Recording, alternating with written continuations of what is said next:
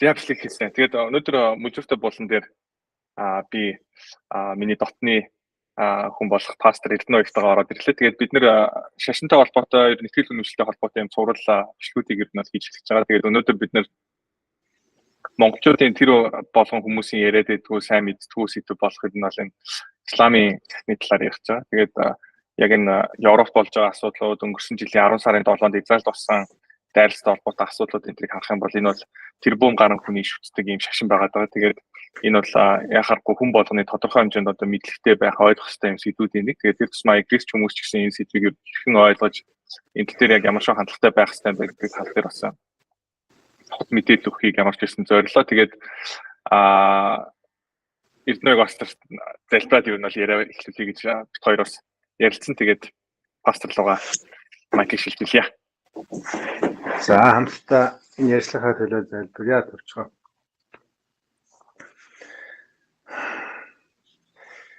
ертөнцийн эзэн минь манай уйлрал дүүтэйгээ хамт бас энэ исламын шашны тухай ярилцах гэж байна.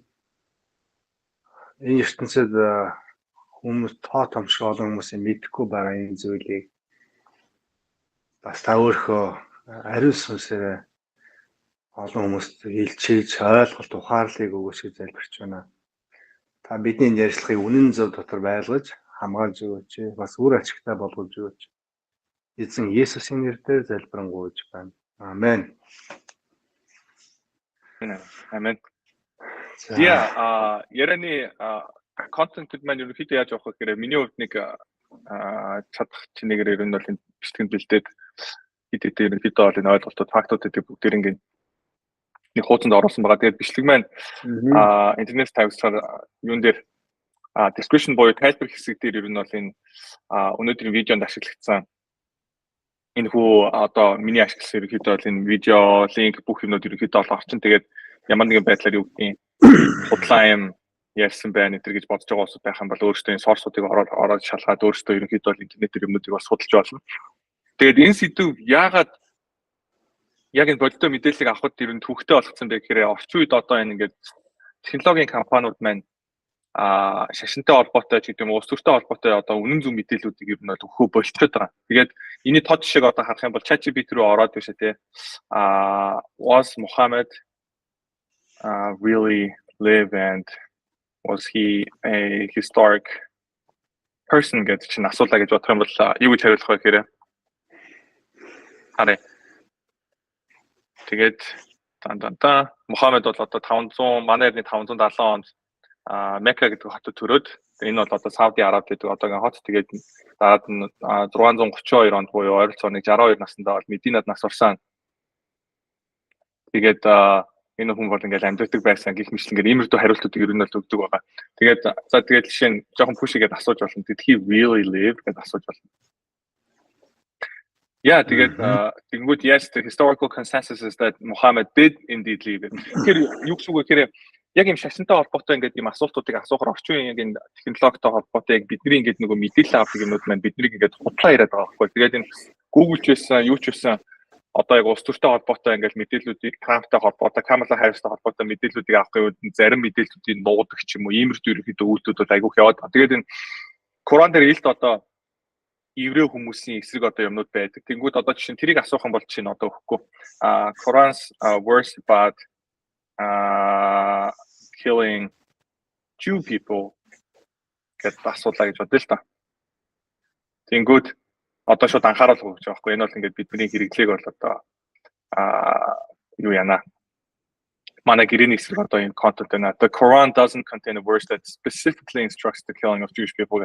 Ерөнхийдөө бол ингээд хутлаа хийчих чам. Тэгэхээр орчин үед бол бид нэг юм яг ийм үед амьдраад байна. Ямар үе вэ гэхээр асар их мэдээлэлтэй хэрнээ үнэн айгуу хомс болцсон. Яг ийм үннээр жинхэнэ мэдлэгээр ийм хангаж байгаа ийм цаг үе байгаа байхгүй. Гэхдээ нөгөө талдаа гайхалтай юм нь юу вэ гэхээр бурхныг ирж хайж байгаа яг үнэн бодиттой мэдээлэл авъя гэх юм болно.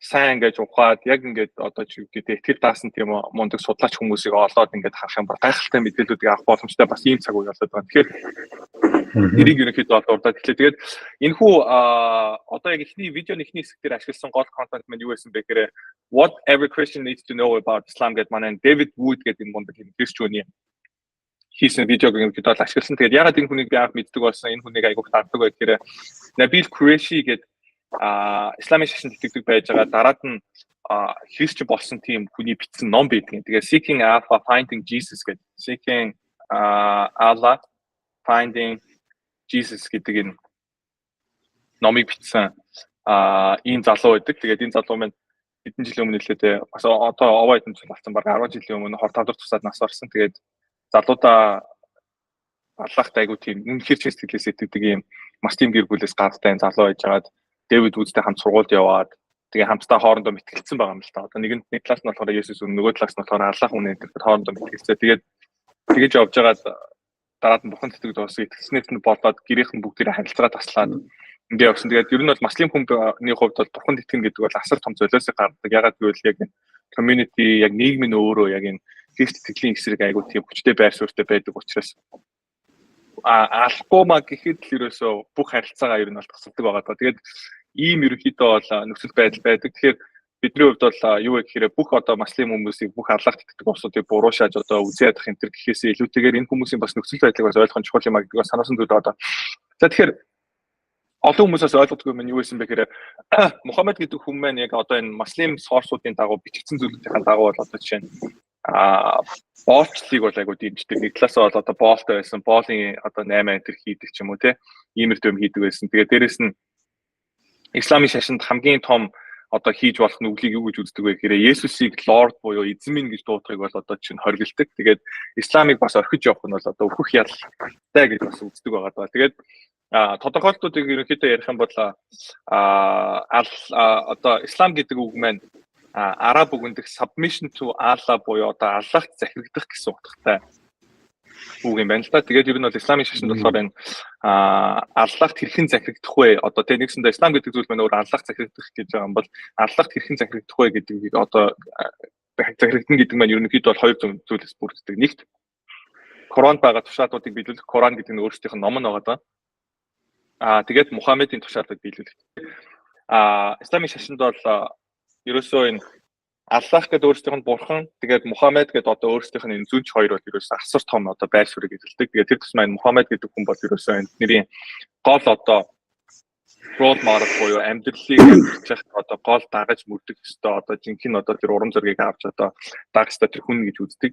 Тэгээд муслим гэдэг маань ямар хүнийг хэлдэг вэ гэхээр Аллах захирагддаг хүнийг хэлдэг. Тэгээд Аллах гэдэг маань ерөнхийдөө бурхан гэсэн утгатай араб үг одоо. Тэгэхээр Аллах гэдэг үг маань өөрөө нэг муухай үг бас биш. Зүгээр л араб бурхан гэсэн үг байгаа байхгүй. Тэгэхээр зарим христчин араб хүмүүс бол одоо жишээ нь бурханыг бол Аллах гэж дууддаг. Бидний хувьд болохоор яг Аллах гэхээр л нөгөө шууд юм янз бүрийн хармаар юм өмсцэн ингээд хүмүүсийг боддог бол энэ бол яг үндэ бол бурхан гэсэн утгатай үг юм байна. Тэгээ Мухаммедийн хувьд бол одоо бурханы явуулсан мессенжер буюу Аллахын одоо зүнч гэж ерөнхийдөө бол үздэг. Тэгээд ичлэлтийг буюу одоо Аллахаас тэр одоо мессежүүдийг ерөнхийдөө бол 10 гаруй жилийн турш одоо авсан гэж үздэг. Тэгээд 10-20 жил хаа. Тэгээд Коран судар гэдэг нь одоо энэ Аллахын исламын шашны гол энэ ном байгаа даа. Тэгээд Христ итгэл Библи гэж байдаг шиг исламын гол одоо судар байгаа даа. Гэхдээ Библиэс бол маш ондоо. Тэгээд шууд Аллахын амнаас гарсан үг гэж үздэг. Христ итгэгчдийн хувьд бол бид нэр Библийг бол бурхнаар inspired буюу бурхнаар амьсгалагдаж өөр хүмүүсийн бид Христ итгэдэг хүмүүсийн ерөнхийдөө бичсэн номнуудаа гэж үздэг. Тэгээд Библи маань болохоор нэг ном гэхээс илүүтэйгээр маш олон номны цуглуулга буюу бараг тийм номын сан шиг зүйл байдаг.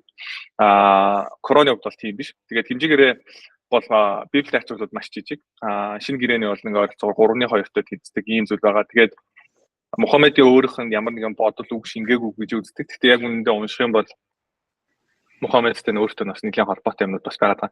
Тэгээд Коран нэг өөрөө өрмөц ном юугаараа гэхээр chronologically буюу одоо яг цаг хугацааны хувьд одоо эхлээсээ төгсгөл хүртэл ингээд яг дарааллын дагуу бичигдсэн ийм ном байдгүй. Тэгээд дарааллууд нь ерөнхийдөө бол ийм замбраагүй тиймэрдүү илбэр бичигдсэн. Тэгээд тийм учраас хажуугаар нь заавал одоо энэ исламын шашныг ойлгохын тулд туслах ийм номнууд ерөнхийдөө бол байдаг. Тэдгээр нь болохоор энэ хадит гэдэг энэ номнууд байдаг. Тэгээд хадит гэдэг зүйл маань ном маань яг энэ Мухаммедийн амьдрал одоо Мухаммедийн түүх одоо тий юу байсан юм бэ? Энэ хүн ямар хүн байсан бэ гэдэг талаар бол илүү дэлгэрэнгүй гардаг юм номнууд байгаа. Тэгээд орчин үед юагаад бид нар энэ исламын шашныг илүү өөр өмнөхөөс илүү ойлгож эхэлсэн бэ гэхээр бүх энэ сорсууд маань бүгд англи хэл рүү 100% орчуулдаг гэж ерөнхийдөө тавигдсан учраас англи хэлтэй хүн байх юм бол энэ сэдвээр нь бүрэн хэмжээний судалгаанууд хийх боломжтой ийм цаг үе болсон байгаа даа.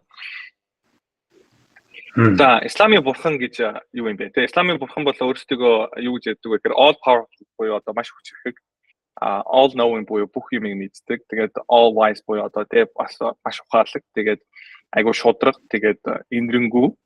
Тэгээд дээрэс нь хорвоо ертөнцийг бол одоо аллах бүтээсэн гэж үздэг. Тэгээд энэ маань их өрмөц юугаар өрмөц вэ гэхээр Библиэл дээрх бидний итгэдэг бурхантай тайлбар нь бол одоо яг энэ дээрх тайлбарууд бол ерөөсөө яг адилхан. Тэгээд Библиэс одоо чинь юу гэдэг шууд жишээ авсан юм шиг тий. Тэгээд энд миний бичсэн юм юу гэхээр энэ тайлбарт итгэж хүмүүс итгэдэг бурхантай адил сонсогдох бөгөөд энэ санамсаргүй биш юм аа. Тэгээд Мухаммед еврей хүмүүсийн итгэл үнэмшлийн талаар мэддэг байсан юм аа. Би энийг яаж мэдж болох вэ гэхээр Мухаммед минь өөрөө 570-аас 630 оны хооронд амьдарсан гэж үздэг. Тэгээд тэр үеийн араб хүмүүсийн амьдралыг энэ судлах юм бол айл хэдийн Христ итгэл тэр хүмүүсийн дунд угаасан нэтрээд ороод ирсэн. Есүстэй холбоотой ерөнхийдөө хадам бичиг энэ төр ерөнхийдөө байжсныг харж болно. Тэгэхээр еврей болон Христ хүмүүстэй уулзаад яг энэ Христ итгэлтэй холбоотой еврей хүмүүсийн итгэл үнэмшилтэй холбоотой мэдээллүүдийг бол авч ирсэн байна гэдэг нь бол ерөөсөө маш мэдэгдэж байгаа. Тэгээд Мухаммедийн хувьд Меккад 12 жил амьдсан бөгөөд тэгээд еврей хүмүүсийг одоо еврей хүмүүс тоороод итгэдэг. Тэгээд тоороод гэдэг зүйл нь одоо их сони юм ярьжсэн тэр нь юу вэ гэхээр би энэ дээр өөрөө тэмдэглэл хөтлөж байхдаа мангар жоох ойлгомж өгсөн байж магадгүй. Тоора буюу Библийн ихний 5 номон дээр одоо намайг одоо ирнэ гэж одоо энэ Библиэд бичигдсэн байгаа. Би бол Библиэл дээр байгаа энэ гэж Мухаммед бол өөрийгөө тэгж ярьдаг байсан байгаа даахгүй. Тэгээ еврей хүмүүстэй уулзсан бол еврей хүмүүс намайг бол одоо Бурханаас ирсэн зүн чинь байна гэдгийг бас гэж хэлнэ энэ гэж ерөнхийдөө бол ярьжсэн байгаа. Тэгээд маслим хүмүүсийн өөрсдийнх нь одоо түүхийн заншлын дагуу юу гэж үздэг вэ гэхээр тэр Меккад байж байхдаа еврей хууль болон христчэн хүмүүст өөрөө доромжлуулаад би бол тухайн уурч байна. Чамаг бол одоо Библиэд жинхэнэ анхааруулж хэлж ийсэн. Тэгээд яадаг вэ гэхээр манай хүн дараад Мединад очиод Мединад байж байхдаа еврей болон христчэн хүмүүстэй холбоотой нөгөө үзэл бодлоо ерөнхийдөө бол 100% өөрчилсөн байгаа даа. Тэгээд 180% ерөнхийдөө өөрчилсөн буюу ерөөсөө маш их байр суурьтай болсон. Тэгээд ерөнхийдөө бол энэ юун дээр нэг хадис дээр чинь ингэж гардаг байгаа. The hour will not be established until you fight with the Jews, and the stone behind which a Jew will be hiding will say, "Oh Muslim, there is a Jew hiding behind me, so kill him." Нэгсэндээ зүгээр ингээд еврей хүн зогсож байгаагууд бүр чулуу хүртэл орилоо. Өө тэр миний ард еврей хүн байна. Тэр еврейг алаач гэж хэлнэ гэж байгаа байхгүй. Тэгээд ер нь бол яг энэ түрүүн би баталсан те яг энэ технологитой одоо орчин үед хэрэглэж байгаа ChatGPT хүртэл ер нь бол биднэрт энэ мэдээллүүдийг өгөхгүй ингээд нуугаад худлаа яриад байгаа байхгүй. Тэгэхээр еврей хүмүүсийг ер нь алах хэрэгтэй, еврей хүмүүсийн эсрэг байх хэрэгтэй гэдгийг юу вэ гэхээр энэ ислам дээр 100% байдаг. Тэгээд одоо энэ дэлхийд даяар амьдарч байгаа энэ муслимууд еврей хүмүүсийн эсрэг одоо янз бүр үйлдэлүүд хийгээд еврей хүмүүсийг алаад, еврей хүмүүсийн сүмрүү энэ төр ингээд дайралтууд хийгээд байгаа юм байна. Ер нь бол ийм учиртай гэдгийг манайхан аяг ойлгох хэрэгтэй. Юугаар худлаад гэхээр ислам бол одоо интернет одоо тунхаглагч шашин маань төр гэж ярьдаг бол яг үүндээ бол энэ еврей хүмүүстэй холбоотой асуудал төр бол бүр ямар ч маргаан байхгүй нь еврей хүмүүс аяг их дайрдаг байна. Тэгээд Мухаммедийн өөрийнх нь амьд байхдаа ерөнхийдөө энэ туулсан одоо чинь үгүй тий еврей хүмүүс өөрсдөө энэ чи бол хуурамч зүнч байна гэж хэлж ийсэн. Тэгээд дуудажсантай холбоотой энэ үзэн ядалт янз бүрийн юмнууд бол байсан байх магадлал маш өндөр байгаа. Ягаад тэр өөрөө угаасаа тэрийг бол одоо энэ хадид бол хэд энэ Коран дээр бол оруулсан байгаа байхгүй. Тэгээд Мухаммед бол Христ итгэгч хүмүүсийн талаар юу гэж боддог байсан бэ гэхээр одоо Есүсийг болон Мосег одоо Бурхны одоо зүн чимээ. Тэгээд Есүс бол одоо чинь Маригаас төрөхдөө онгон эмэгтэйгээс төрсөн энэ гэдэг одоо яг энэ христч хүмүүс итгэдэг юмнуудыг бол ярьж байгаа. Тэгсээр нэг сони юм нь болохоор юу вэ гэхээр Есүсийг бол загалмай дээр цовдлогдоогүй 3 хоногийн дараа амьд одоо амьлаагүй энэ хичлэн ерөнхийдөө бол одоо христчлийн гол одоо цөм зүйлүүдийг бол үүсгдэг. Тэгсэн хэрнээ Библийг бол үнэн ном гэж хэлээд байгаа байхгүй. Тэгээд энэ дээрээс нэг юм дилемма буюу хоорондоо нийцэхгүй нэг зүйл гарч ирж байгаа нь юу вэ гэхээр за үнэхээр ислам үнэн бол Библи үнэн. Ягаад гэвэл ислам өөрөө Библийг үнэн гэж үзээд байгаа байхгүй. Тэгээд хэрвээ Библи үнэн бол ислам хотлаа. Ягаад гэвэл Библи маань өөрөө исламтай бол ерөөсөө маш том ерөнхийдөө бүр ямар ч эвлэрхийн арга байхгүй зөрчилдөж байгааг ерөнхийдөө бол жоохон ингээд судлахад бол ер нь бол харж болно.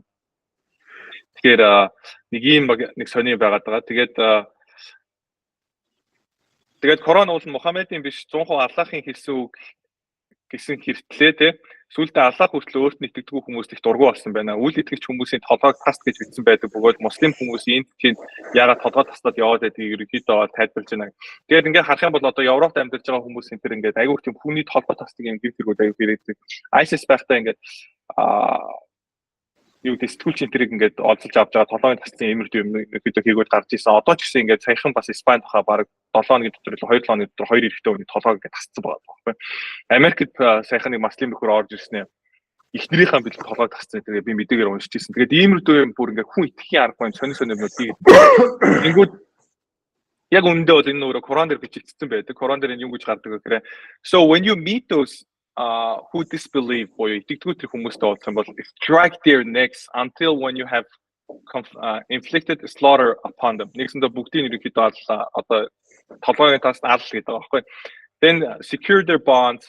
Тэгээд either favor afterwards or ransom until the war lays down its burdens. Тэгээд blah blah blah гэдэг ингээд юм юу ярьж байгаа. Тэгээд дээрэс нь Allah's messenger said энэ сахил Аль-Бухари гэдэг одоо энэ хадид ерөнхийдөө гарч ирж байгаа. Энэ хадид маань Сахих Аль-Бухари гэдэг маань хамгийн одоо чанартай одоо их сурвалж ерөнхийдөө source гэж үздэг. Тэгээд Библи уншиж байгаа хүмүүсийн хувьд бол одоо чинь яадаг вэ гэхээр бид нар Библийн зарим ойлгомжгүй хэсгүүдийг бол одоо христч хүмүүс бол ингээд тайлбарсан тийм commentary хэсгүүд энэ төр байдаг. Ерөнхийдөө тэрнтэй аягүй төстэйгээр яг энэ исламын шашныг ерөнхийдөө тайлбарладаг энэ Коран энтрийг тайлбарсан. Тэгээд дээрэс нь энэ Мухаммедийн амьдралыг харуулсан гэдэг юм номнууд байдаг байгаа даа.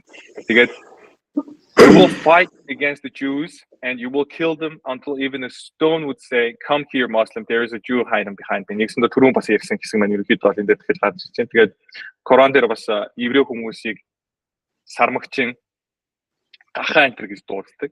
Тэгээд таарлцсан газар болгоноо тэднийг алаа гэж ерөнхийдөө Коран дээр байдаг талаар бас энэ ерөнхийдөө ярьсан байгаа.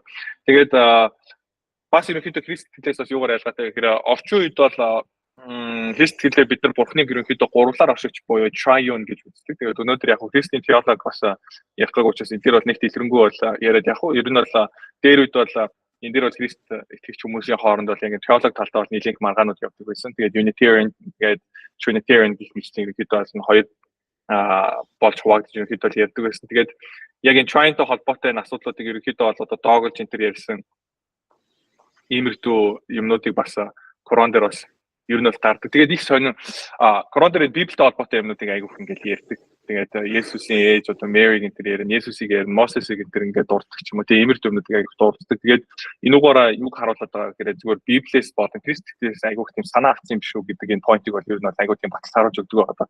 Тэгээд Исламын дагуу бол Аллах бол Trinity буюу гурвлаар оршдог. Тэгээд Allah is the father to no one гэдэг нь юу гэсэн үг вэ гэхээр бид нар Есүсийг бол бид нар Бурхны хүү гэж үздэг. Тэгээд исламын шашны дагуу Аллах бол хэний ч аав биш гэж ярьж байгаа. Тэгээд Христ гэж хүмүүс бид нар Бурхны өөрсдөө бид нар бол Бурхны хүүхдүүд гэж үздэг бол Аллахын хувьд бол тийм биш. Аллахын хувьд бол бүх одоо Аллахт итгэдэг хүмүүсүүд яг Аллахтай ямар харилцаатай гэдэг вэ гэхээр зөвхөн боолын харилцаатай гэдэг. Зүгээр сайн бол муу боол гэдэг асуудал байгаа болохоос биш тийм ямар нэгэн байдлаар тийм дотн одоо харилцаа гэсэн юм ер нь бол байхгүй. Тэгээрээс нь Христ тэгэл бид нар Бурхан бүх хүнийг хайрладаг гэж үздэг бол Аллах бол хүн болныг хайрладаг. Өөрт итгэдэг хүмүүс бол одоо хайрладаг гэж үздэг.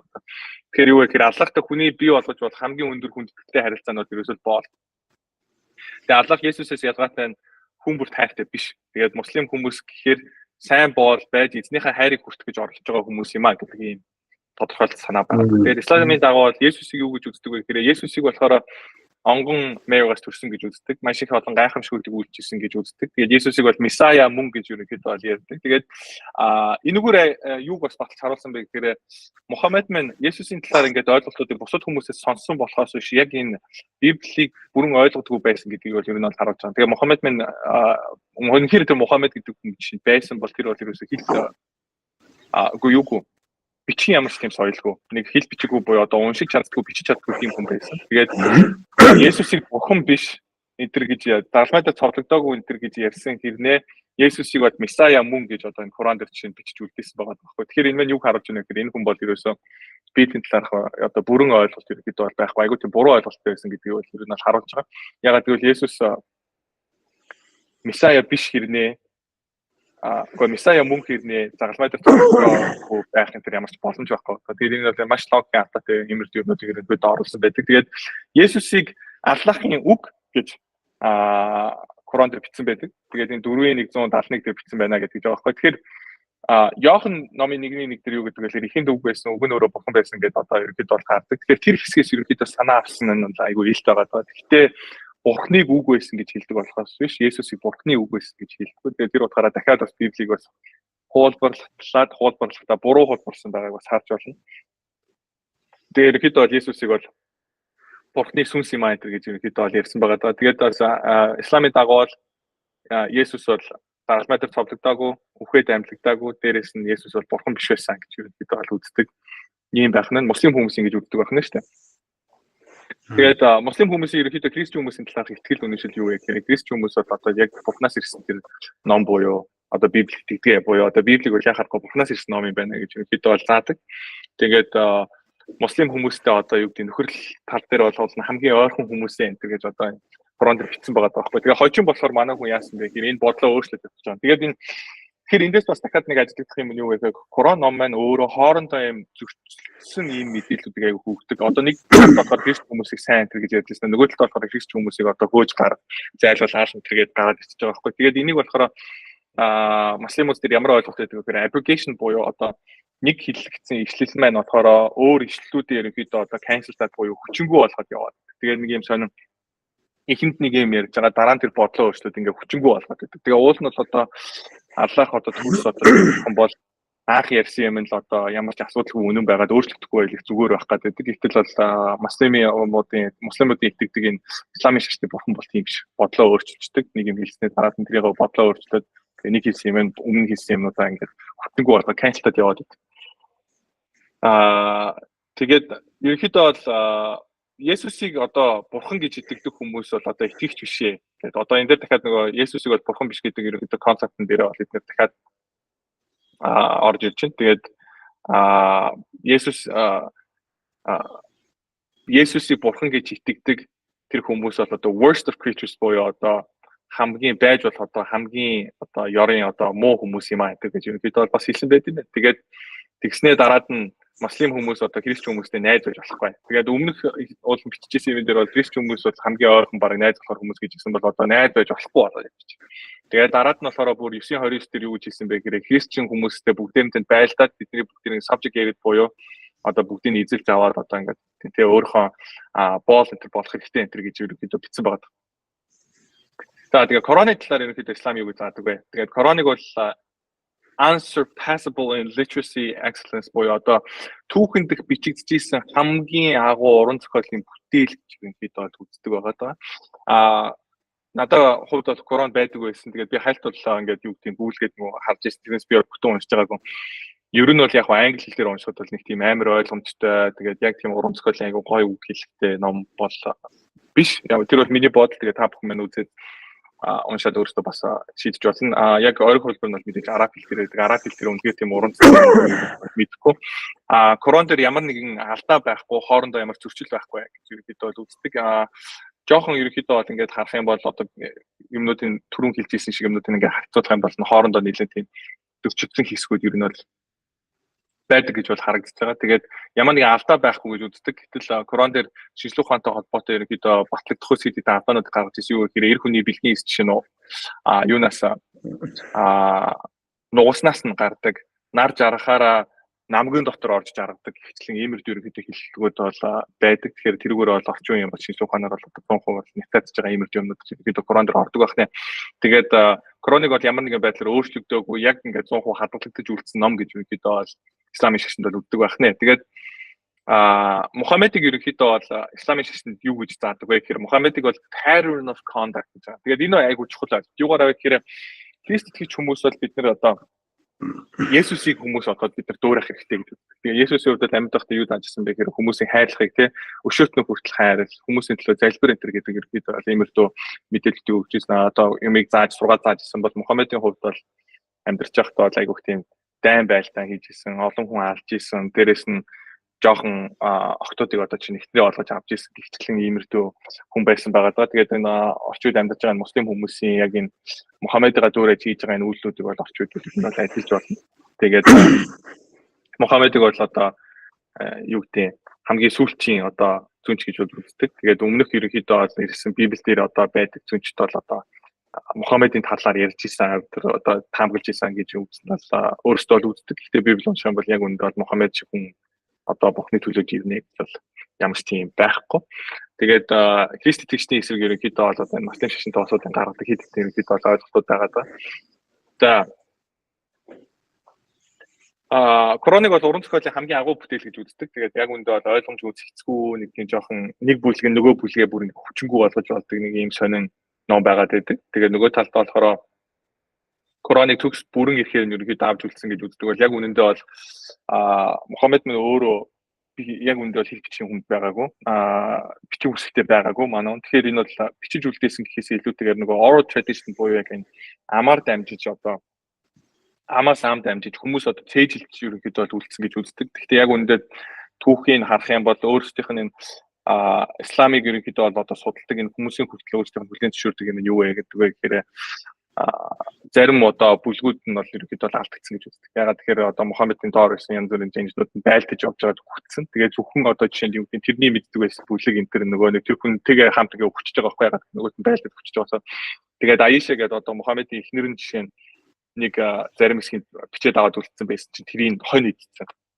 Тэр тухай хүртэл ерөнхийдөө бол гардаг. Тэгэхээр зарим хэсгүүд нь бүр хонь хүртэл идээд алга болсон. Тэгээд юун дээр бичиж үлдсэн бэ гэж үздэг гэхээр чулуун дээр, хадан дээр, навчин дээр дээрээс нь бүр тэмээний айрсан дээр энэ төр хүртэл ерөнхийдөө бичиж үлдсэн гэж үздэг. Тэгээд маш тийм найдваргүй ерөнхийдөө бол одоо юм аруудыг хийж авч үлдсэн учраас ерөнхийдөө бол энэ короныг бол яг үнэндээ бол одоо муслим биш хүмүүс бол одоо independent буюу судлаад үзэх юм бол бас нэг бол энэ нэлээд найдлахгүй юм байна гэж үздэг байгаа даа.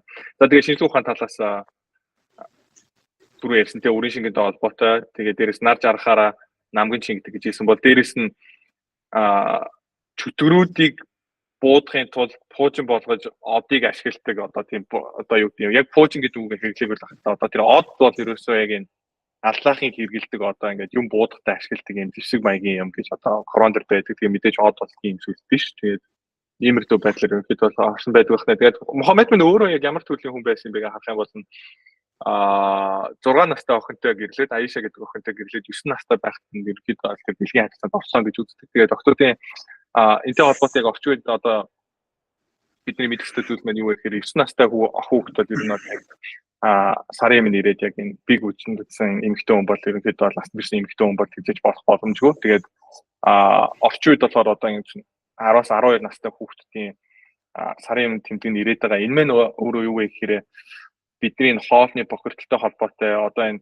RFK Jr яриад байгаа энэ estrogen гэдэг ерөнхийдөө энэ юм маань их болоод жоох хүүхдүүдийн биеинд ерөнхийдөө энэ метаболизмд өөрчлөлт ороод ийм болцсон байна гэдгийг бол ерөнхийдөө тогтоогоод байгаа болохоос биш.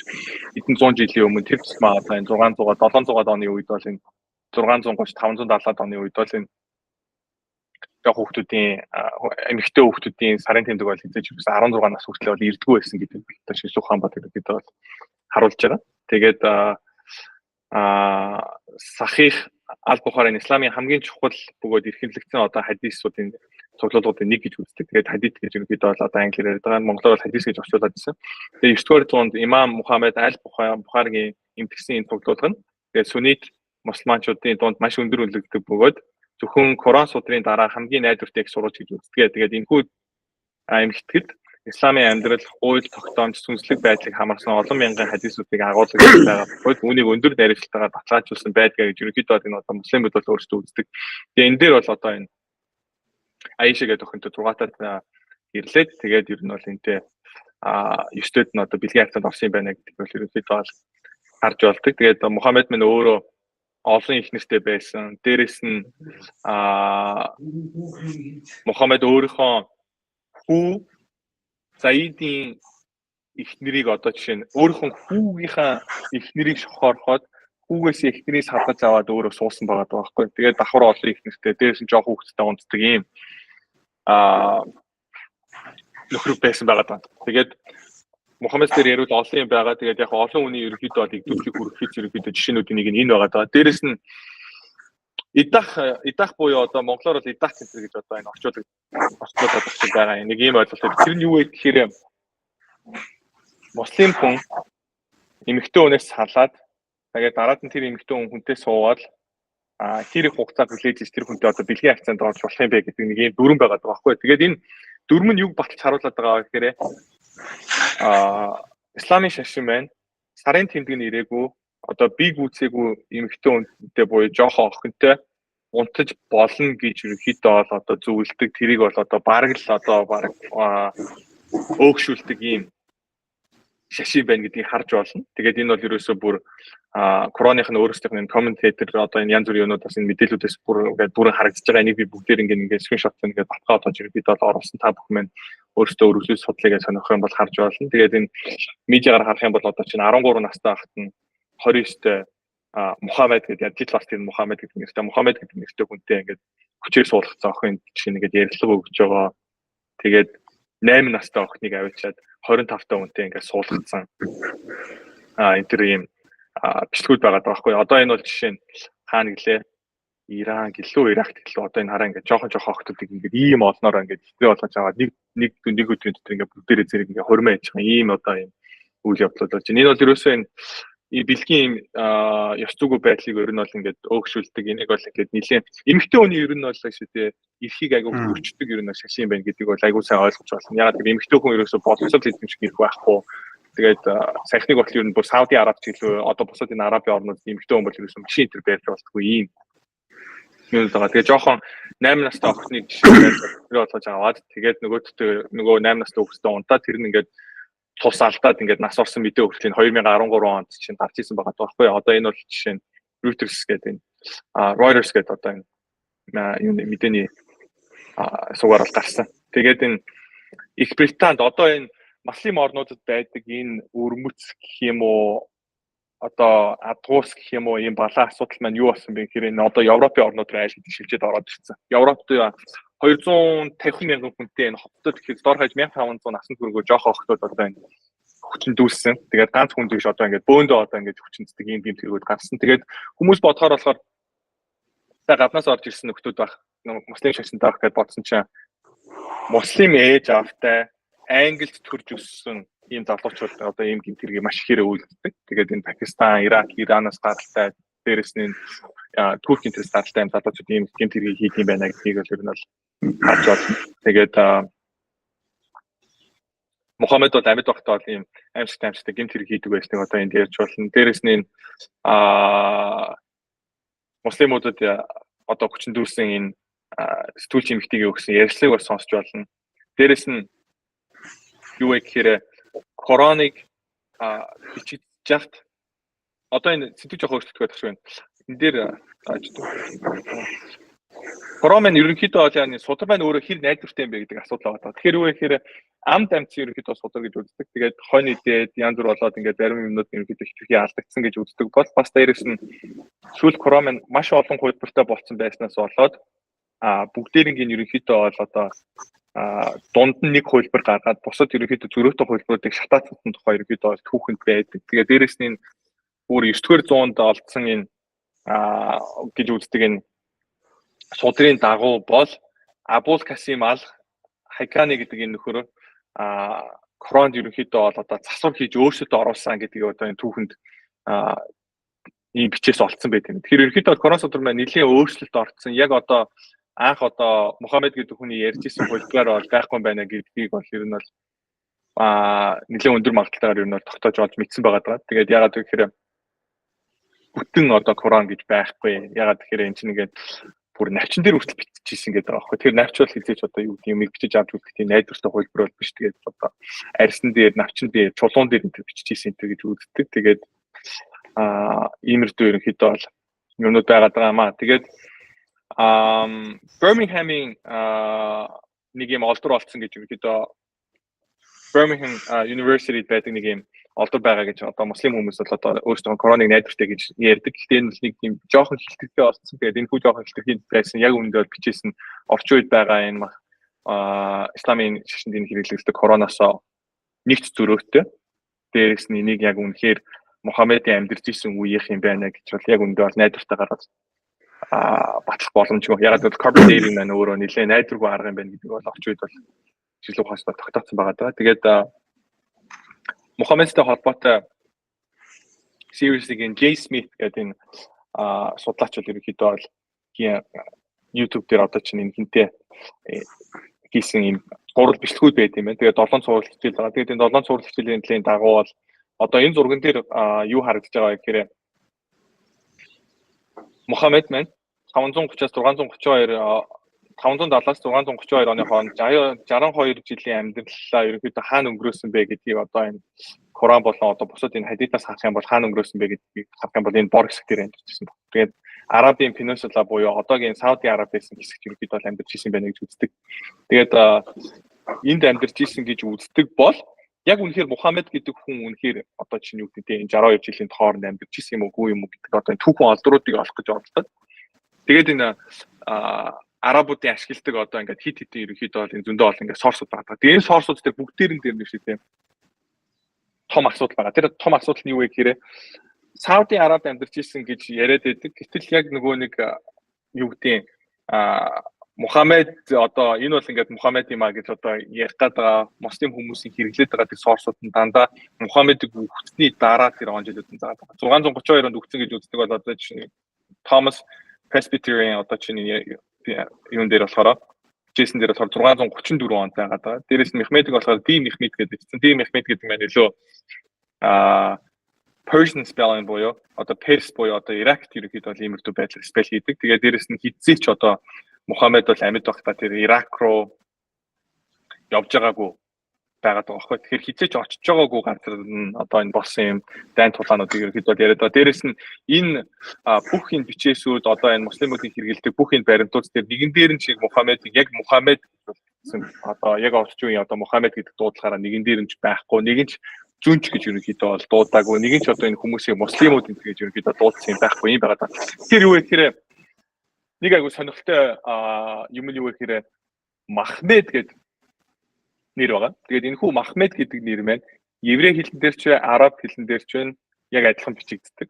Тэгээд манай эртний 620 болон 660-ад оны одоо зооснууд ерөнхийдөө олдсон байт юм. Тэгээд тэр зооснууд дээр юу байдаг вэ гэхээр Махмед гэж бичсэн. Тэгээд Махмед гэдэг үгнийх нь утга нь юу юм гээд бэ гэсэн чинь praised one буюу одоо алдаршуулагддаг одоо нэгэн гэдэг ийм утгатай үг. Тэгээд энэ хүү нэрийг Христчин зоосон гэж бичсэн байт юм. Тэгэхээр энэ одоо энэ арабуудын амьдарч байгаа энэ газрууд нутгуудад Христ итгэл орж ирээд тэгээд Христчин хүмүүс загалмайтай Христчин тэмдэгтэй ийм зооснууд дээр Есүсийг бишээ Махмед гэж дууддаг байсан юм байна. Дэх үрмэц тэгэхээр юу вэ гэхээр Махмед гэж анх бол Есүсийг бол хэлдэг байсан. Тэгээд энэ яг үнэндээ бол Махмед гэдэг маань нэр гэхээс илүүтэйгээр одоо юм цол байгаа даа. Тэгээд одоо магтагдсан нэгэн одоо агуу нэгэн энэ гэсэн утгатай үг байгаа даа байхгүй юу? Тэгээд энэ Интаз Махмуд гэдэг одоо энэ айгуу мундаг энэ исламын шашинтай холбоотой мэдээлэл оруулдаг юм судлаач байдаг. Тэгээд судлаач юм уу одоо энэ түүх ч юм уу ямар ч гэсэн шашинтай холбоотой мэдээлэлтэй айгүйх оруулдаг. Тэгээд этис буюу ерөөсө бурхан итгэдэггүй ийм хүн байгаа даа. Тэгээд энэ хүний дагуу энэ дээрээс би бол айгүй төвч ярьж байгаа ягаад гэвэл энэ бичлгүүдийг хитрхи урт болохоос ерөнхийдөө сэргийлээд Мухаммед минь өөрөө Меккад амьдарч байгаад Медина руу очиод байлдаа хийгээд явсан гэж үздэг. Бол яг түүхэн ингээд түүх судлах юм бол Мекка гэдэг зүйлийг ерөнхийдөө тийм хот байсан байна гэдэг ямар ч ерөнхийдөө баримт байхгүй. Ямар ч түүхэн олдроор одоо чинь тэнд хот байсан. Үнэхээр тэнд хүн одоо тийм хот байсан байна гэсэн ямар ч тийм түүх байхгүй. Тэгээд Медина гэдэг хот маань болохоор зүгээр жижигхэн тийм нэг тосгон шиг юм байсан байгаа байхгүй. Тэгэхээр Меккад одоо байгаа л Мединаг очижтэй ингээд том калиф байгуулад тэгээд тийм ямар нэгэн түүхэн ямар ч баримт байхгүй. Одоо Сауди Араб маань газрын тосноос болоод маш баян ийм мундаг орн болсон болохоос биш дээр үед бол хүмүүс бол илүү нэг гол дагаж ус дагаж амьдардаг байсан. Тэгэхээр Mediterranean Sea буюу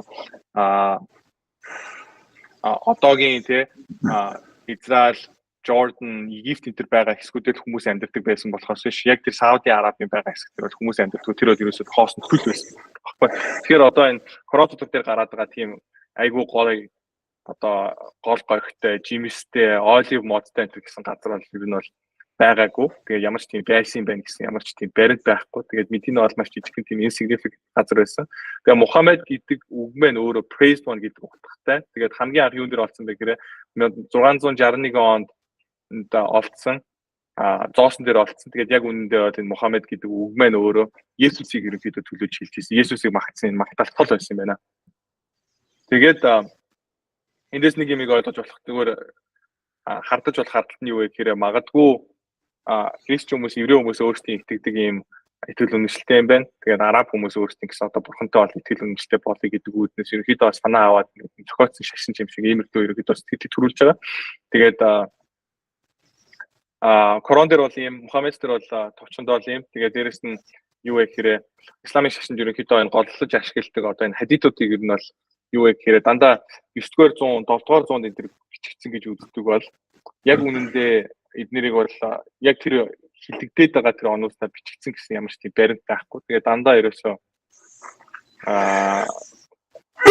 бүгд ер нь бол бүр 9-р 100 цаашлах юм бол бүр 11-р 100 эдэрт ерөнхийдөө бичигдсэн Мухаммедийг ер нь бол нас барснаас хойш бол 100, 200, 300 жилийн дараа 400 жилийн дараа бичигдсэн юм ерөнхийдөө бичиг баримтууд байт юм байна. Тэгээд яг ерөөсөө юм бичдэггүй байсан дандаа амаар ерөнхийдөө дамжиж ирсэн юмнууд байна. 300 жилийн дараа ямар ч өөрчлөлтгүйгээр яг одоо жишээ нь юу гэдэг те ориг хэлбэр ерөнхийдөө хадгалдаг гэж үлдэх магадлал маань өөр ховор. Дээрээс нь Мухаммед гэдэг хүн үнэхээр байсан юм уугүй юм уу гэдэг маань бол маш маргаантай ийм зүйл байдаг юм байна. Тэгээд үгээр дамжуулаад ерөнхийдөө бол яг исламын шашинтай холбоотой товчхон хэрнээ чухал бас мэдээлэл болж байгаа болов уу гэж бас найдаж чинь. Тэгээд хэдүүлээ пасторлоо шилжээ. Тэгээд пастор ерөнхийдөө бол этногостаас миний гол асуух асуулт маань юу вэ гэхээр одоо монгол хүмүүсийн дунд бид нар нэг юм ойлголт байгаа юм тий. Бүх шашин бол одоо инх тайвныг тунхаглалт юм аа. Тэгээд хаашлах юм бол одоо жишээ нь бурхан гэдэг одоо зүйл одоо байх юм бол тэр бол одоо уулын орой шиг зүйл. Тэгээд тэр бурхан дээр бол бид нэр олон талаар одоо жишээ нь авираад олон янзаар одоо хүн болгон өөрсдөө одоо хүрж болно гэдэг нэг ийм ойлголтыг ер нь бол монгол хүмүүс айгу хийрдэг. Шууд одоо юу гэдэг чи Есүс гэдэг юм уу? Би тэрэнд итгэдэг юм. Тэгээд тэрээ бурханд итгэдэг юм байна. Бүгдээрээ сайн сайхныг номлодог энэ гэж ярьдаг. Та тэгээд энэ дээр ерөөхдөө хариултахгүй. За.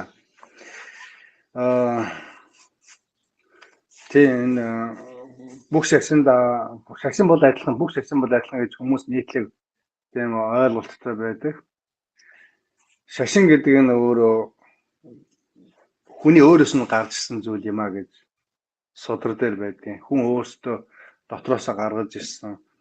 Биеийг зовоох байдлаар мэрэгүү ухаан мэт үзэгдэвч яг үүндээ махан биеийн хүслийг эсэргүүцэхэд ямар ч нэмэр болдоггүй зүйлээ гэж. Тэгээ шашинд бол аврал байхгүй. Шашин бол үнэн байхгүй. Хүн өөрсдөө ойлголтоороо гаргаж ирсэн шашин яг үндсэн тодорхойлт нь тийм байна. Тэгэхээр дэлхийд жишээлбэл энэ ихэд 320 мянган төрлийн шашин байдаг гэж үздэг. Шашин шүтэн. Японд бол бүр сая орчим шүтэнүүд байдаг юм а гэж үздэг. Жишээ нь Аз хаан. Улс орон болгон өөр гэсэн шашинтай. Тэгээ бүгдээрээ нийт хүн зөв нийтлэг тийм шашин болгонд аврал байгаа л гэж байна. Бүгдээрээ л адилхан нэг бурхан дээр очино гэж үздэг. Энэ бол хүмүүсийн өөрсдийнх нь итгэж болох хамгийн үнэмшилтэй үг боловч ойлголт боловч яг үнэндээ шашин болгонд бүгд аврал байхгүй. Шашин угаасаа үүсгэр нь ойлгомжтой, хүнээс гарсан, тэнгэрээс бууж ирээгүй. Тэгээд түүнхээр шашинд аврал байдаг бол тэр модыг үр жимсээр нь таньна гэдэг чинь шашин шүтж байгаа хүмүүсийн амьдралаар харахад ойлгомжтой. Тэгээ ямар ч шашин дотор ямар ч шашингийн судлаад үзлээд аврал байдаг. Манай шашинд аврал байгаа шүү гэж хэлсэн шашин байдгүй юм аа. Хамгийн сонирхолтой. Бид нар мөнх амиг үгэн шүү, аврал байдаг шүү, ингүүл аврагдсан шүү. Тэр баталгаа байхгүй, аврал байхгүй, тэр шашин тэр хүнийг амьдралыг бас огт өөрчилж чаддаггүй. Зүгээр л үнэмшилтэй яриа, үнэмшилтэй одоо юу байдгийг үгстэй байдаг. Сургаалуудтай. Тэгэхээр шашинд бол ямар ч аврал байхгүй. Тэгээд даач хүмүүс нэг өөрсдийнхөө мэхлэгдэж байгаа буруу юм ямар ч үнэнгүй хоосон ямыг шүтэж өөрсдийнхөө амьдралыг сүрүүлж байгаа хүмүүс ойлгодоггүй. Энэ сүнслэг ертөнцийн ямыг хүмүүс мэддэг. Тийм учраас шашин гэж байгаа бол одоо бидний мэдж байгаа Ромын католик шашин, лалын шашин, энэтхэгийн хинди шашин, хамгийн хүнтэй буддийн шашин, хамгийн хүн шүтж байгаа. Энэ шашингууд байна. Шашин болгон бүгд өөр гэсэн онол теологтой боловч бүгдээрээ ямар ч юу ахгүй үр жимсгүй аврал байхгүй тийм хүмүүсийн амьдралыг харахад л ойлгомжтой тийм л зүйл байгаа. Тэгэхээр нэг бүгдээрээ өөр өөрсдийнхөө шүтж байгаа шүтэнээр одоо бурхан эцэгт очино гэдэг бол тийм боломж байхгүй. Харин яг өнөөдөр хүмүүс нэг аимшигтай зүйлийг олж харахгүй байна л да. Яг өнөөдөр болж байгаа нэг аймаг зүйлийг тэр юу гэхээр яг одоо дэлхийн бүх шашингууд нэгдэж байна. Ясаа бүх шашингууд нэгдэж байна. Бүх шашны удирдагчдаар маш их уулзаж, хурал зөвлөгөө хийж байна.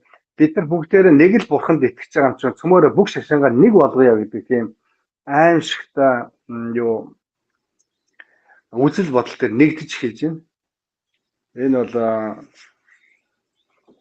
цаана энэ шашингуудыг удирддаг шашингуудыг хүмүүсийн дотроос хүмүүс янз бүрийн итгэл үнэмшлэгж байгаад хүмүүсийн амьдралыг нь удирдах тэр харахуй дотор нүгэл дотор сүйрэл дотор ингээд захираад байгаа нэгэн удирдагч байна энэ ертөнцид.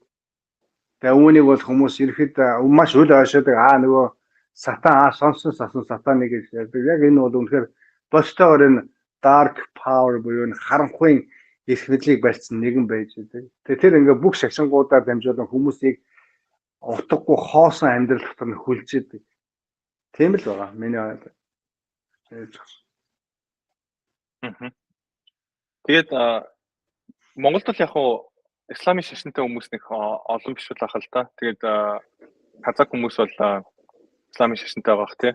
Тэгээд та тэр хүмүүст юу гэж хэлэх вэ ер нь?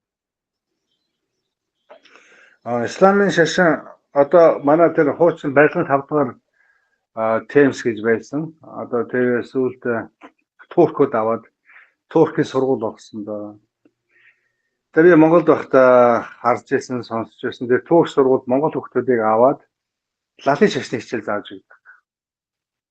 Тэгээд өнөөдөр манай Монголын нийгэм өөрөө ард түмнээ хамгаалж хийж чадахгүй болсон учраас дурын гадныхан орж ирээд ард түмнийг хуурам эхэлж янз бүрийн гай зовлонд унгааж хахад хүмүүс хянахгүй. Дээгүүрээ ямар нэгэн байдлаар жоохон мөнгө төгрөг авалцчихвал тэгээ доор нь юу ч хийжсэн хамаагүй. Тийм их нэгэн болцсон байна л да. Латын шашин бол маш аимшигтай халуурчин шашин. Маш аимшигтай террорист шашин. Тэр бол ойлгомжтой. Модыг үр жимсээр нь таньна гэдэг ямар ч шашинг үр жимсээр нь таньж болно. Дандаа хоорондоо алдчихийдэг. Хоорондоо сүүний шиа гэдэг хоёр том урсгалаар хуваагдсан бинийгээ байнга алж идэг. Сая 10 хэдэн жилийн өмнө юунд том хөлбөмбөгийн тэмцээн болоод тэр хөлбөмбөгийн тэмцээн дээр тэр Туркид болсон хөлбөмбөгийн тэмцээн дээр аллаг болсон. Маш том аллаг болсон. Хоёр урсгалын хоорондоо нэг нь өргөдөж ирсэн зочдынхаа өрнөндөө зочдынхаа тэр багийнхны барыг бүгдийг нь алдсан байна. 75 хүн алдсан байдаг. Хөлбөмбөгийн тэмцээнээс болж. Тэрс энэ зур жишээ. Тэгэхээр энэ ийм аимшигтай алуурчин дандаа эрэгтэй хүний махан биеийн хүслийн төлөө зориулагдсан эмэгтэй хүнийг мал мэт үздэг ийм шашинг өнөөдөр Монголд хүмүүс орж ирээд шүтж яхад бол монголчууд маш болгоомжтой байх хэрэгтэй. Энэ шашингаас өөрсдөө ард түмнээс хамгаалах хэрэгтэй. Одоо тийм манай Монголд нэг та нар мэдэх бах та тэр нэг өгөөмрийн захын тэнд нэг лалын моск барих гээд байраад барыг дуусчихт нь 20-од одоо ингээд миний мэдхэд 10 жил тэр москийг бариулаагүй байгаа. Тэгээ лалынхан бол одоо Монголд ингээд тэд нар шиг аюултай шүү дээ. Тэгэхээр чимээг байж байгаад нэг москод барьдаг. Дараа нь удахгүй энэ бий болдог. Өөрсдийнх нь эрх мэдэл нь ингээд өсөх тусам тэд нар чинь москуудаа тэр дугнуудаа байрна. Дараа нь тэрэн дотроо зүсэн бүрийн аймаар юм хийдэг. Тэр хүний толгой завчихвал юу ч биш тэ шари гэдэг аимшигтай лоо хуультай. Тэр хуулиараа хүмүүсийг одоо хулгай хийх юм бол гарын таст нь тийм ээ. Тэгээд эмэгтэй хүмүүсийг бол одоо цаазаар авдаг. Зүсэн бүрийн аимшигтай, тамлаллуудтай, аимшигтай, яргаллуудтай байж байгаа. Тэр хүний чих хуруунуудыг тасдах юм юу ч биш хамгийн наазгай асуудал. Хүүхдийн нүүрлөө ингээд нөгөө хөвчл татаад тэгээд арсын ингээд бүр ингээд унжуулаад нүүр мөрийг ингээд муухай болгочдөг. Тиймэрхүү юмнууд бас хийгээд. Европт Тэр анх орж ирэхдээ айгүй тийм аха. сайн хүмүүс юм шиг дуугаа орж ирж байгаа л тэгэл зөндөө олон Москвад барайл. Тэгээд одоо олуулаа болоод нийгэмд нөгөө айгүй олуулаа болоод зарим нь уус төр тентэр гараад эхлэнгүүтээ нөгөө муухай юмудаа орилоод эхэлж байгаа байхгүй. Тэгэл гарч ирээл жагсаал те. Тэгэл хүүхдүүд өчөг хийж чинь хүмүүс алж чинь. 10 хэдэн жилийн өмнө аймарын болсон Египтэд. Нэг эмэгтэй Библийг уншиж байсан чинь нөхөр нь орж ирсээр мэдчихээд шууд эхнэрийгээ хоёр хүүхэд нь амьд байж хаад эхнэрийгээ шууд газар дээр нь алчаад хоёр хүүхдээ амьдаар нь эхнэртэйгээ газар оршуулсан. Тэгээд нэг нь ой хөрөөгүй хөхөл хүүхэд, нөгөөх нь 8 настай охин байсан. Египтэд болсон явлаа тэгээд. Бас нэг Египтэд аймарын болж ирсэн гэрээд хичээлээ таваад гэрлэг харж байсан 16 настай охин хичээл дээр гэрлэг харж явж байхдаа хоёр эрэгтэй хүүхдээ зам дээр уулзаад юм ярьж зогссон чинь аав ах нь хараад тэгээд чи манай гэр бүлийн нэр хүндийг гутаалаа гэдэг нөгөө охин хүүхдээ газар болж амьдаад нь болж алж ирсэн. Тэгээд энэ христч хүмүүс харцаад энэ ямар шашин гэхэлэр ийм аимшигтай, ийм утгагүй шашин байд юм бэ. Тэгээд өнөөдөр бидний мэдхгүйгээр тэр эмэгтэй хүмүүсийн хамрыг завчдаг, тасдаг, чихийн завчдаг. Ерөөсөө тэр аимшигтай зэдэг. Ерөөсөө муслим шашин гэдэг бол яалч яахгүй алуурчин шашин. Энэ бол ерөөсөө ингээд хэлэхэд ерөөсөө буруутгахгүй. Үнэхээр буруу. Эмэгтэй хүүхдийг дөнгөж төрөөд ерөөсөө хэдхэн оноогүй байхад нь бэлэг эрхтнийх нь урдлынх нь нөгөө одоо англиар ярьдаг Taurus гэдэг хэсгийг эдгээр тасдаг. Тэгээд эмэгтэй хүүхдийн бэлэг эрхтнийг тэгж гэмтээдэг. Тэгээд нөгөө бэлгийн хавцаанаас таашаал авах, эмэгтэй хүний бэлгийн хавцаанаас таашаал авах ёсгүй гэж үздэг. Дууд бүжиглийг хордог. Тэгээд зөндөө өнөд байгаа. Би өөрөө нөгөө төрх сургуульд явсан болохоор миний хувьд бас нэг хэсэг нэгэн сонирхож ирсэн асуудал л та. Ягаад гэхээр намайг доктор байранд Библи уншиж ирсэн чинь Библи уншиж болохгүй энэ төр гэдэг байсан баг. Тэгээд намайг доктор байраас хөөгөө гаргацсан л та угаасаа. Тэгээд би хичээлдээ гэрээсээ явдаг байсан. Тэр үедээ нэг сүртэй бодоогүй.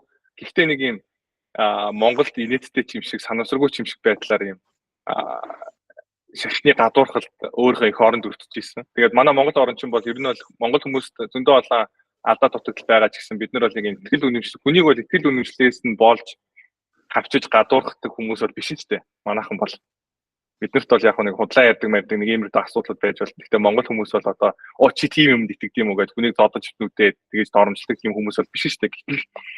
Нөгөө хойноос ирээд хотонд орчод хойно манах гэдэг шиг тиймэрхүү үйлдэлүүд бол гарч ирсэн. Тэгээд яг тэр үедээ нэг сүртэй бодож байгаа гэж гэсэн одоо эргээгээд бодоход яг таны хэлж байгаатай адилхан яг энэ Монголд ийм исламын нөлөөг авчрах гэж оролдож байгаа юм нэгж байгууллагууд хувь хүмүүс энтрийг бол Монголд ер нь оруулж ирэхгүй энэ тав дээр нэлээд бид нар бодолтой байх нь айгүй зөв юм байна гэж бол би бас тэн дээр бас санал нэгдэж байгаа. Ягаад тэгэхээр бид нар чинь Америк шиг орн биш байхгүй Монгол орн чинь. Америк орн бол одоо юу гэдэг нь нэг итгэл үнэмшилтийн төлөө одоо итгэл үнэмшилтээр нэгдсэн олон үндэснээс бүрдсэн орн гэж бол энгийнээр тайлбарлаж болно. Монгол орн бол бид нар бол Монгол үндэстний Монгол хүмүүсийн орн болдог байхгүй. Тэгэхээр Монгол оронд чинь юу гэдгийг ихэнх хувь нь гадаад хүмүүс болчих юм бол энэ чинь Монгол орн биш болчих шүү дээ. Тэгэхээр бид нар бол яхаарахгүй байна. Тодорхой хэмжээнд нэг жоохон утгагүй муухай зан юм шиг хэрнээ нөгөө талдаа бас гадны хүмүүсийг Монголд ирж амьдрахыг бас жоох эсвэргүүцэж байгаа. Тэрнээр дургуутж байгаа маань өөрөө нэг талаасаа бодлоос өөрсдөө бид хамгаалж байгаа хэсэг юм байгаа байхгүй. Монгол хүмүүс эзэж өөрөө хоо хүүхдийг хятад хүнтэй суугаа явчаасаа гэж бодохгүй шүү дээ. Тэ? Толомсод хурж ирээл бөөндөө Монгол охтуудыг авч суугаал авч гараад ивэл дургуй шүү дээ. Тэгэл монголоор нэг баахан юу гэдгийг хар хүнтэй суудсан баахан ирлиц хүүхдүүд гарч ирээд ивэл нь яг уу ганц хоёр тохиолдолд хүмүүс мэдээж ойлгоно хүний амьдрал юм чинь гэдэг. Тэгтээ тэр чинь даймжраад ингээд нийтээ овдороо тийм болчих жишээ нь бас онцгүй шүү дээ. Тэгэхээр нэг юмыг яг практик талаас нь харах юм бол ийм юм байна гэдгийг бас манайхан бас ойлгох хэрэгтэй. Дээрэс нь паста таас мэдэн штэ. Монгол хүмүүст буддаас итгэхээс өмнө Монголд бол христч хүмүүс байсан штэ. Тэр чинь нөгөө бид нар ч нөгөө уламжлал шашнаа даагна магна гэж манайхан нэг яриад байдаг шүү дээ. Яг үндэ бол яг тэр утгаараа явсан ч тэр хүмүүс бол Монгол хүмүүс бол христ итгэл бол биднэрт бол илүү ойрхон түүхэнд бол айл хэдийн хелленистик урсгал Монгол хүмүүс итгэдэг байсан нь бол түүхэн алдруудаар батлагдаад байгаа шүү дээ. Тэр бол байгаа. Тэгээд яг Монголд байгаа яг энэ исламын шин итгэдэг юм хүмүүс байх юм бол нөгөө доромжлол бит хоёр нэг хаад үзэл муухай гэхээсээ илүүтэйгээрээ заавал нөгөө ээж аав чинь гэдэг юм уу яг нөгөө багаасаа ингээд бодоод өссөн тийм хүмүүс байх юм бол өөртөө бас манайхаа судлаарай тий Тэгээд миний зүгээр оруулж байгаа өнөөдөр жишээ нь ашигласан материалуудыг хараарай. Үний юм байна уу, худлаа юм байна уу, өөртөөс ингээ хараад шалгаад юмнуудаа уншаарай тий. Ягаад тэгэхээр бүх юмнууд одоо ингээд гадаад хэл рүү орчуулагдсан. Заавал араб хэлтэй байж энэ тэрийн мэдээллийг авах шаардлагагүй болтон цаг үе байгаад байгаа байхгүй. Тэгэхээр тэр утгаараа бас ингээд биднэрт бас үннийг ирж хаах, үннийг бас мэдэх юм боломжууд бас байгаа юм биш гэдгийг бас хэлмээр бас санагдаж байна энэний тайланд. Тэгээд дээрэс нь пастор энэ хэлж байгаа бид нэр яг энэ гаднаас энэ орж ирээд моск энэ байх гад нэг иймэрдүү экстрим одоо юм радикал одоо эн чинь бол баг шашин гэхээсээ илүүтэйгээр яг англи хэлэнд бол яригдсан шүү дээ одоо колт гэж хэлэхдээ те яг юм жинхэнэ гаж урсгал байгаа байхгүй те тэр юм гаж урсгалтай холбоотой иймэрдүү юмнуудаас манайхан бас өөрсдөө нь хамгаалаад Монголын бодлогоо зөвшөөрүүлж байгаа энэ дээр ажилладаг улсууд ч гэсэн энэ талаараа бодвол бас их зөв юм шиг те нэг хэсэг чинь бас мөн энэ төр гэл нэг юм яриадсан байгаа санаж байна та мэдээгээр нэг бүхэн шуугаал те тэр тэгээд бас юу ч болсон юм бүүмж ямар ч нэг иймэрдүү юмнууд бас байдсан байх шүү орчин үед юу гэдэг хуурж мэхлэж байгаа худлаа ярьж байгаа юм хүмүүсээс болгоомжлоорой гэдгийг бас манайхан анхаарах хэрэгтэй юм байна. Пастор хэлсэн модыг үр жимсээр нь мэднэ гэдгийг л гайхдаг байгаа байхгүй. Дэлхийд даяар хүмүүс одоо Мухаммед шиг байвал яах вэ? Дэлхийд даяар хүмүүс Есүс шиг байвал яах вэ гэдэг асуулт л байгаа байхгүй тий. Монголоор түр Есүс шиг хүмүүс байвал нийгэм чи асар одоо тий хайван тий сайхан болно тий эдрэнгүү болно. Монголоор нэг баахан Мухаммед шиг хүмүүс байх юм бол өөрөх нэтгэл үнэмшлийг хуваалцах хүмүүсийг одоо алс талаад жоох охтуудтай унтаж хөвтөд байдаг ийм хүмүүсээр дүүрнэл гэсэн үг байгаа байхгүй. Тэгэхээр тэр утгаараа тий үр жимсийг харна гэдэг бол яхахгүй зүг санагдаж байна.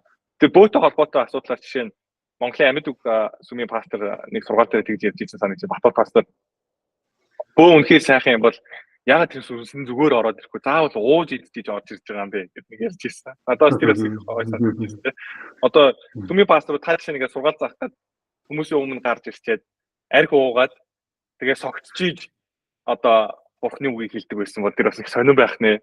Тэгэхээр ямар ч юм дээр нөгөө тухайн хүний үйлдэлтэй гаргаж байгаа үйлдэл гэдэг зүйл бас чухал юм байна шүү гэдгийг бас наадтай. Хүн болгоны чихэнд нөгөө цэцэг ургуулна гэдэг шиг нэг гой сайхан юм яриад байгаа болгон бас үнэн зүйл бас биш шүү дээ. Тэ.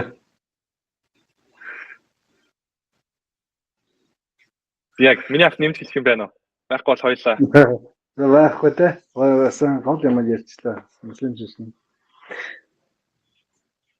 Окей, thank you. Тэгээд манайхан эрдэнэ бас бит хоёр итгэл үнэмшилтэй холбоотой, Христ итгэлтэй холбоотой ийм практик ерөнхийдөө бичлэгүүдийг үе үе хий гэж ер нь бол төлөвлөж байгаа. Тэгээд манайхан бас өөрсдөө сэтгэлээ сад үлдээгээрээ тэгээд дараагийн дугаараар уулзъя. Тэгээд анхаарал тавьсан та бүхэндээ баярлалаа. Баярлалаа. Түр баярлалаа.